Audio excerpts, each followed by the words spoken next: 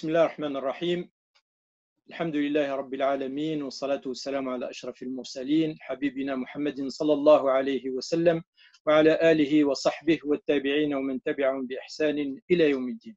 Mes chers frères, mes chères sœurs, salam alaikum wa rahmatullahi ta'ala wa barakatuh et bienvenue sur notre chaîne MF TV. Bienvenue à tous, plus spécialement sur notre émission, la 37e RAMF, qui est en ligne. Et nous sommes heureux ce soir d'accueillir avec nous une des figures de l'islam de France qui agit à travers une grande fédération. On est avec M. Amar Lasfar, président de la Fédération musulmane de France. Monsieur Lasfar, salam alaikum wa rahmatullah. Wa alaykum salam wa rahmatullah, bonsoir. On est très heureux de vous accueillir dans notre chaîne qui, entre autres, donc, va présenter tous les soirs une conférence qui normalement devait se faire à l'occasion de la 37e RAMF, le Rassemblement des musulmans de France. Malheureusement, cette année, cette RAMF, qui est un rendez-vous incontournable pour les musulmans de France, n'a pas eu lieu à cause de la crise sanitaire qu'on a vue dans le monde. Alors, ma première question, c'est justement comment vous avez vécu l'annulation de la RAMF, comment aussi vous avez eu les sentiments des musulmans qui attendaient cette rencontre annuelle et qu'est-ce que vous en pensez de tout cela? À vous la parole. Vous savez, merci de m'avoir invité dans cette chaîne. J'espère, je prie le Seigneur, les derniers jours de Sha'ban, à la veille de Ramadan, que cette chaîne réussisse sa mission. Vous savez, la rencontre, comme son nom l'indique, la rencontre annuelle des musulmans de France. Ce n'est pas la rencontre aujourd'hui de musulmans de France, c'est-à-dire anciennement UIF. C'est le rendez-vous de quasiment tous les musulmans de France, voire même d'Europe, et se réunissent tous les ans, et ce depuis quasiment 37 ans. C'est la première fois, depuis 1983, qu'une annulation d'une telle rencontre a été faite. Bien sûr, nous ne l'avons pas fait de notre joie, hein. Ce n'est pas avec joie que nous avons suspendu au début et après annulé, mais on voyait les choses venir. Il faut dire que le 7 mars dernier, une réunion extraordinaire suite à l'évolution de l'épidémie qui était rien qu'une épidémie quelque part en Chine, mais commençait à évoluer, à se répandre partout dans le monde. Donc on voyait les choses venir, notamment chez nous ici en France. Donc nous avons déclenché une réunion extraordinaire du conseil d'administration le samedi 7 mars pour réfléchir à cette rencontre. Parce que ce n'est pas une rencontre anodine qu'on improvise. Et déjà on était donc un mois. Je ne vais pas vous dire qu'on n'était pas au rendez-vous parce que nous, à Musulmans de France, aujourd'hui, nous avons une équipe professionnelle qui travaille pour préparer cette rencontre. Et la rencontre, par exemple, de l'année prochaine se prépare le lendemain de l'année en cours. Et les équipes commencent à travailler. Je peux vous dire que le 7 mars, on était quasiment prêts, on était au rendez-vous pour accueillir ces dizaines de milliers de musulmans qui nous font honneur et qui viennent de partout, de toutes les villes de France et de Navarre, pour vivre avec nous cette communion pendant 4 jours. Eh bien, nous avons discuté, nous avons analysé la situation et je pense qu'on a eu raison d'annuler cette rencontre parce il y avait cette épée Damoclès sur nos têtes, notamment de ce décret qui interdisait tout rassemblement qui dépasse 5000 personnes. Puis, il a été réduit à 1000 personnes et nous, soit 5000, soit 1000, on était concernés par cette rencontre. Donc, on ne pouvait pas jouer avec la sécurité de nos corps légionnaires et de nos concitoyens. Donc, on a pris cette décision d'annuler, tout simplement, et de repousser à l'année à 2021. Et je pense que Excusez-moi de vous interrompre. Elle était facile, cette décision à prendre? il était difficile. Il était difficile parce que je viens de dire, ce n'est pas notre rencontre, c'est la rencontre des musulmans de France. On aurait dû consulter tous les musulmans, mais il faut dire que la réalité aujourd'hui nous a donné raison. Donc, si on était resté jusqu'au 13, au 13 avril, avec les rebondissements, avec l'évolution des choses, et puis donc on n'était pas, personne nous avait interdit à l'époque. C'était juste les rassemblements qui dépassaient 5000 étaient interdits. Et on pouvait jouer sur le nombre et réduire justement la manifestation. Mais je pense que le conseil d'administration a pris une décision sage et il a préféré la sécurité du musulman, la sécurité du citoyen avant la rencontre. C'est vrai, on s'est privé de ces 4 jours, de cette occasion tant attendue où on se serre les, on se serre on se serre les mains, on se fait des accolades, on parle et on échange entre les différentes expériences par-ci, par-là, des associations des villes, mais il faut dire que aucun prix n'est cher payé pour préserver la sécurité et la santé du citoyen. Et dans la communauté musulmane, comment les musulmans et ceux qui ont l'habitude justement de venir assister à ce rassemblement, est-ce que vous avez eu des échos donc, de la part de ces visiteurs sur l'annulation de cette rencontre? Franchement, moi, je vais vous dire, je vais vous surprendre un peu, hein, parce que aucune réflexion, aucun reproche. Que le musulman, finalement, on est en phase avec ces musulmans. Parce que ce conseil d'administration qui est composé d'une quarantaine de personnes issues de toutes les villes, d'abord sont des responsables. La plupart des membres du conseil d'administration des musulmans de France sont des délégués locaux, régionaux, sont des présidents d'associations, c'est-à-dire sont des musulmans d'en bas, comme on dit, des musulmans de la base. Quand ils prennent une décision, ils la prennent en connaissance de cause. Aucune réflexion, aucun reproche nous a été fait. Au contraire, ils ont compris la situation et savent très bien que c'est dans leur intérêt, de l'intérêt des citoyens, que de repousser une rencontre qui peut être néfaste. Surtout, plus tard, on a su que le déclenchement de tout ce que nous vivons ici en France notamment est venu d'une rencontre entre parenthèses religieuses, quelque part dans l'Est de France. Et là, je vois que donc, dans cette émission, donc, on traite justement des sujets qui normalement devaient être traités dans la RANF, la 37e RANF, qui, je rappelle, le thème principal tournait autour du mois de Ramadan, donc jeûner, s'élever, etc. Et donc, au lieu de reporter cette manifestation à une date ultérieure, vous avez jugé utile de la transformer en une rencontre virtuelle qui sera diffusée justement chaque soir du mois de Ramadan. Quelle signification vous donnez à cette approche-là, c'est-à-dire d'aller vers les musulmans et de leur donner quand même l'occasion d'avoir une telle rencontre? Vous savez, il était prévu, donc le thème qui était arrêté pour cette année, pour la 37e rencontre, le Ramadan, le jeûne, la spiritualité, l'élévation, notamment spirituelle, le partage, la solidarité. Donc, on a voulu mettre à l'ordre du jour toutes ces vertus hein, qu'on peut tirer de cette école qui s'appelle l'école du jeûne ou l'école de Ramadan. Et comme nous, un musulman de France, on n'est jamais en rupture de stock d'idées. Tiens, l'idée nous est venue, puisqu'il était question qu'on parle du Ramadan, le Ramadan, nous sommes dedans. Nous avons justement un mois, 29 à 30 jours.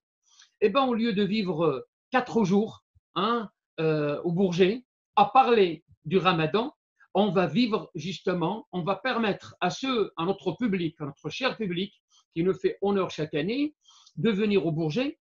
C'est le Bourget qui va frapper à la porte de chaque corélégionnaire et de chaque citoyen.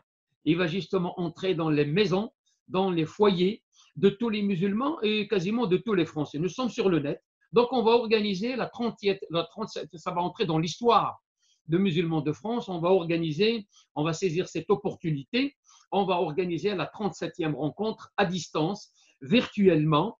C'est vrai, rien ne remplace le fait de se voir de se serrer les mains, de se parler. Mais aujourd'hui, Dieu merci que nous vivons notre monde, la révolution technologique, les moyens dont nous disposons peuvent en quelque sorte nous permettre, si ce n'est pas de faire tout ce qu'on avait projeté de faire, mais en tout cas, de faire quelque chose dans ce sens. Et bien moi, je me réjouis de cette idée qui nous est venue comme ça, de nos équipes, hein, pour remplacer aujourd'hui, pour faire cette rencontre. Donc, il n'est plus aujourd'hui permis de dire que nous avons annulé la rencontre. On ne l'a pas annulée, nous l'organisons autrement.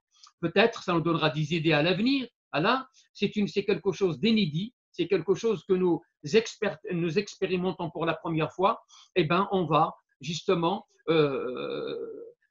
passer un mois durant à parler de ces concepts, de ces valeurs que nous avons mis à l'ordre du jour. On va en parler, donc on va programmer des conférences. Les conférenciers que nous avions justement, qu'on s'apprêtait à inviter, ils seront invités et parleront à nos corolégionnaires, à nos concitoyens directement à travers le net. Bon, à travers cette tribune, donc MFTV et la 37e RAMF en ligne, je pense que vous allez toucher un public encore plus large que ceux qui ont l'habitude de venir assister physiquement donc, à la manifestation du Bourget. Que pouvez-vous dire justement à toutes ces personnes-là qui nous regardent? C'est vrai qu'on est en mois de Ramadan, mais on est dans un contexte un petit peu particulier vu la crise sanitaire. Quel message allez-vous adresser à ces fidèles? C'est un peu le message que j'ai adressé à nos membres. Nous avons réussi hier et avant-hier à réunir quasiment tous les membres de Musulmans de France. Ils se comptent par centaines, hein, plus que 1100 membres. On a réussi à les réunir et je leur ai dit la chose suivante.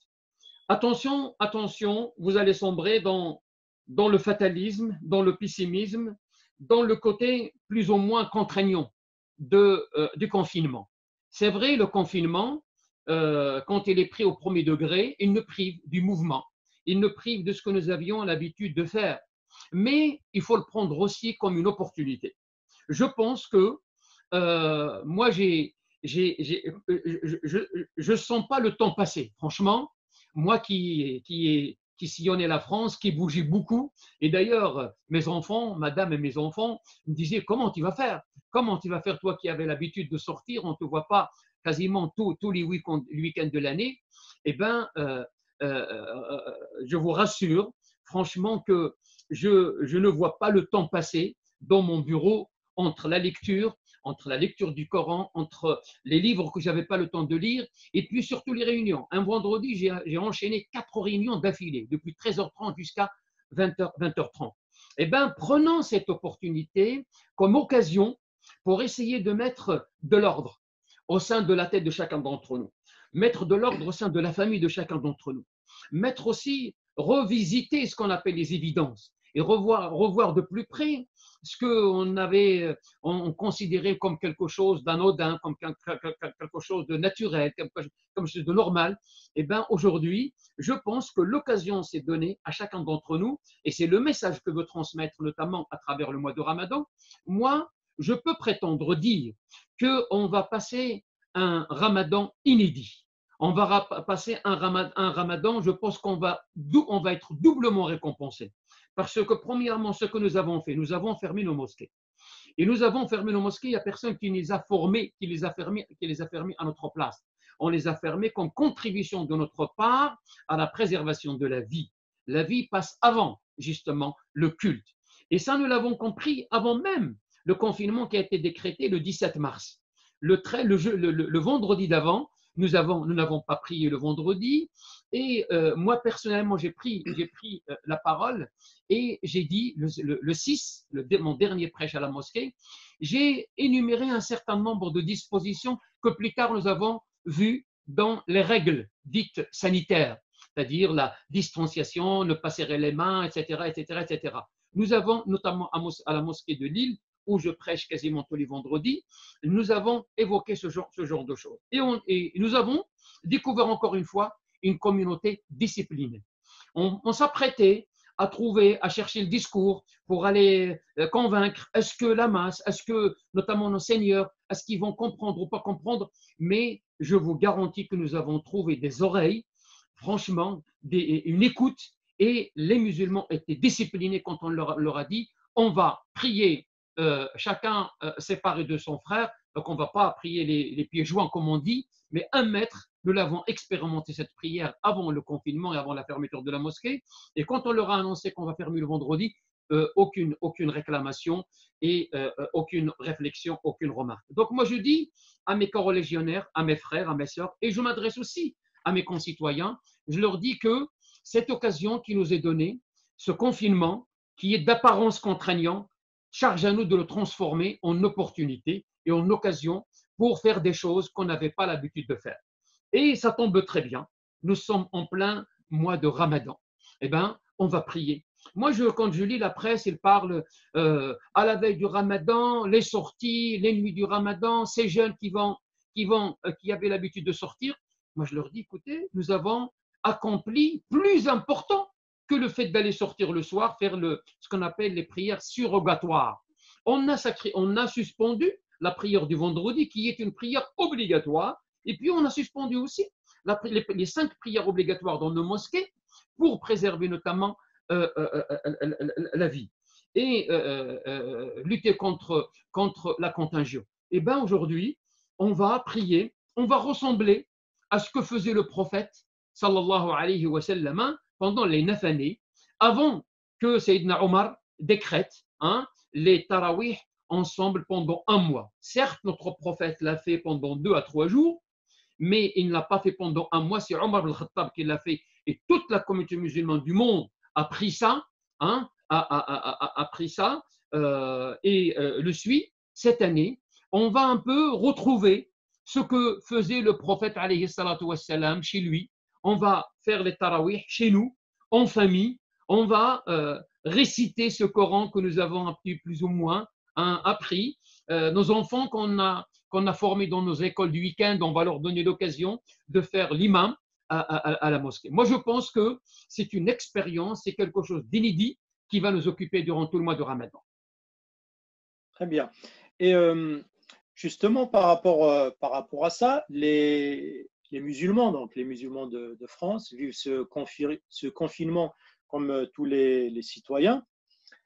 Et on a vu sur le terrain donc, des associations, des mosquées, etc., qui ont pris certaines initiatives justement de solidarité envers, par exemple, les personnels de santé, envers les personnes nécessiteuses, les personnes les plus démunies, etc. Donc, ils ont joué le jeu en tant que citoyens.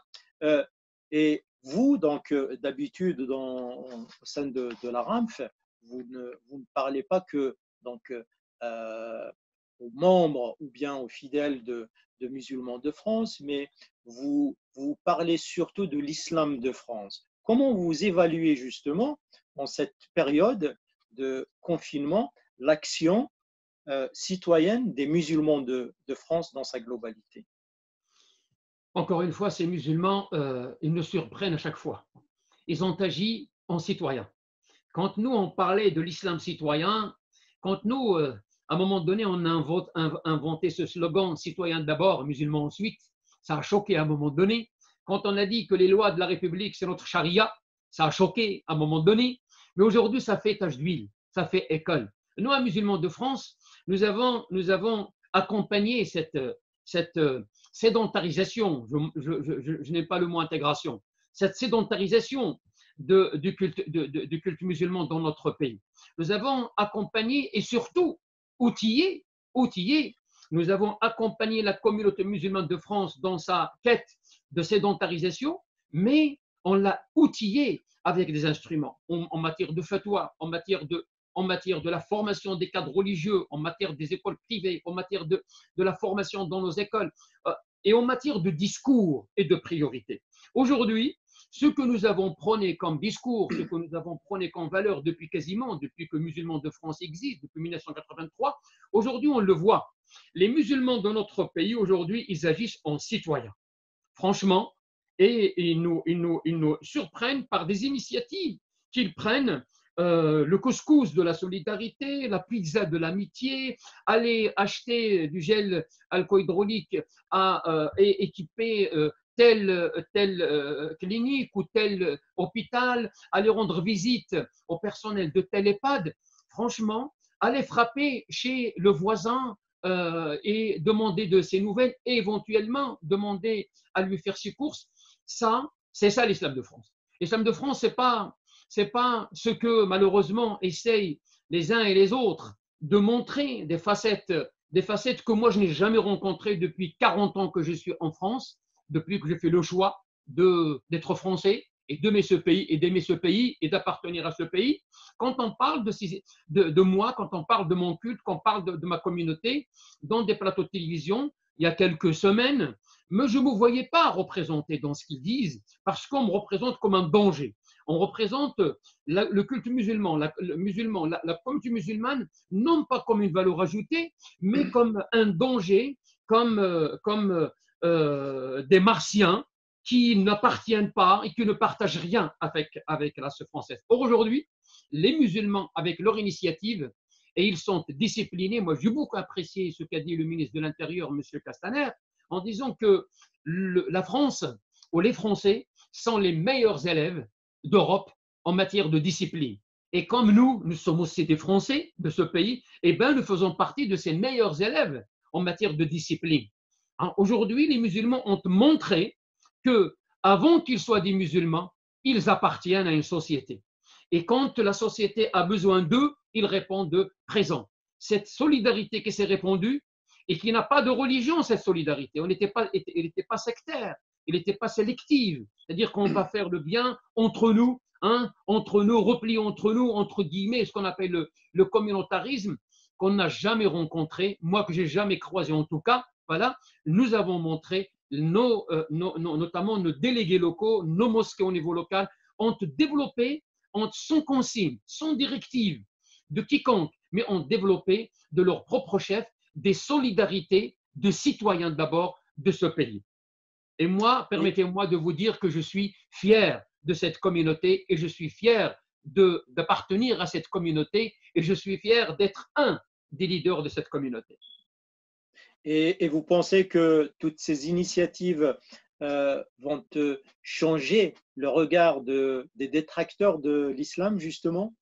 Vous savez, quand on fait quelque chose de bien, on n'attend pas en contrepartie un tel ou un tel, parce que il y a ce qu'on appelle ceux qui nous reprochent ce que nous sommes et non pas ce que nous faisons. Et bien, quand on vous reproche ce que vous êtes, et bien, vous avez beau à faire ce que vous voulez, mais votre tronche, comme disent les jeunes, votre face, qui ne lui plaît pas, et bien, nous, on leur dit, entre nous et vous, il y a le temps, le fameux temps. Et le temps, je pense qu'il est en faveur de la sédentarisation des musulmans dans notre pays. Ceux qui tablent sur le fossé qu'il faut absolument creuser entre les bons d'un côté et les mauvais de l'autre, on leur dit, rassurez-vous que les musulmans de France aujourd'hui sont intelligents et ils se définissent comme une partie intégrante de la société et ils l'ont montré et continueront encore à le montrer tant qu'ils sont en vie. Et quand ils s'adressent à leurs concitoyens, ils ne s'adressent pas pour, le convertir. On n'est pas chargé de cette mission. Personne ne nous a chargé de cette mission de convertir quiconque. Nous sommes des témoins d'une culture, des témoins d'un culte. Nous disons ce que nous sommes et on le dit à haute voix, avec pignon sur rue, comme les autres cultes, comme les autres cultures, et nous sommes dans un pays de liberté. Les gens sont libres d'accepter, de refuser, de critiquer, d'avoir, de ne pas avoir de religion. Et si jamais ils en ont une, la loi française, Dieu merci, les protège et leur permet d'avoir un cadre de liberté pour pratiquer leur religion. Eh bien, nous disons que nous sommes des citoyens. On a nos défauts, certes, comme tous les humains, voilà, mais nous avons aussi un certain nombre de qualités. Et ces qualités, on les met à la disposition de nos concitoyens et de nos corréligionnaires. Alors, s'il y a une chose positive que nous a montré justement ce coronavirus, c'est que on est vraiment, donc toutes les composantes de la société française, dans le même bateau. et ça nous apprend à vivre ensemble, à être solidaires, à se soutenir, etc. Est-ce que vous pensez que la vision donc, du monde, la vision sur notre humanité va changer ici en France et dans le monde après cette crise sanitaire? Moi, je suis très confiant dans mes habitudes, et je pense que c'est dans l'habitude de chaque musulman d'avoir un sentiment d'optimisme. La foi, bien sûr, cultive l'optimisme, et le pessimisme ne rime pas avec la foi. Moi, je dis que c'est vrai, on va payer le prix. On va payer le prix. Si on compte, ça se compte par des milliards. Aujourd'hui, il y a 10 millions de chômeurs qui sont pris en charge par le chômage partiel. Il y a des dizaines de milliers de sociétés qui risquent de déposer bilan. Il y a des pertes.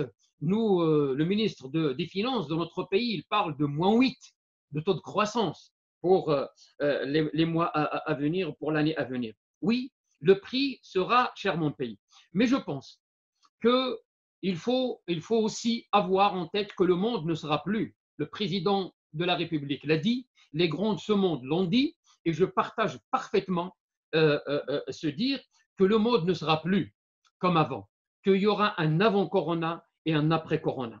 Aujourd'hui, le monde est en train de se poser un certain nombre de questions sur le plan du sens, sur le plan de la solidarité, sur le plan des valeurs, sur le plan de l'éthique. Qu'as-tu fait de ton prochain? Ce discours qui était réservé à un moment donné à des religieux, aujourd'hui, c'est les politiques qui le parlent. Et cette solidarité aujourd'hui qui se répand, moi je pense que la société est en train de traverser, est en train de passer un examen. Il le réussira. Le monde entier réussira cet examen. Le défi, il est là. Le défi, donc la transformation de la contrainte en opportunité, elle est à ce niveau. On payera le prix cher, mais pour se transformer. Et je pense que je suis confiant que juste après, le monde, bien sûr, l'homme a toujours été intelligent, les chercheurs sont là, ils ne ménagent aucun effort, on trouvera le vaccin le moment venu, 1 an et demi, 2 ans, on sortira de. Ce n'est pas la première fois que le monde est secoué par une pandémie je ne vais pas dire de la sorte, mais on est traversé, le monde a été traversé par beaucoup de fléaux et par beaucoup de dangers. Et on sortira, je pense, on sortira grandi. Et ce qu'on considérait comme évident ne le sera pas, ce que ne le sera plus. Et ce qu'on considérait comme naturel ne le sera plus. Donc il y aura un autre regard, et les musulmans, je pense, les musulmans de France et d'Europe, après justement cette épreuve qu'ils ont traversée au même titre que toute l'humanité, vont en tirer profit, mais en tirer profit dans le sens noble du terme.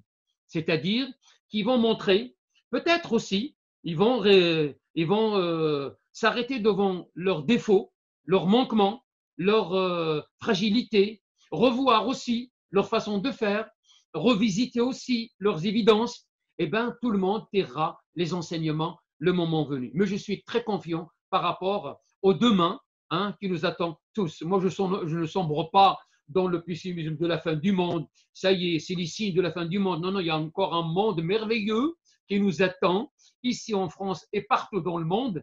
Et l'homme, il a été certes éprouvé par le destin, et je pense que l'épreuve est quelque chose de constructif et d'éducatif si il est pris ainsi. Voilà un peu le mot de la fin que je peux dire. Très bien. Monsieur Lasfar, merci d'avoir répondu à nos questions. Très heureux de vous avoir dans notre émission, donc 37e RAMF. Mes chers frères, mes chères sœurs, chers auditeurs, donc nous vous donnons rendez-vous dans une autre conférence, interview, débat au sein de notre émission. D'ici là, je vous dis restez chez vous et assalamu alaikum wa rahmatullahi ta'ala wa barakatuh. Merci, shukran.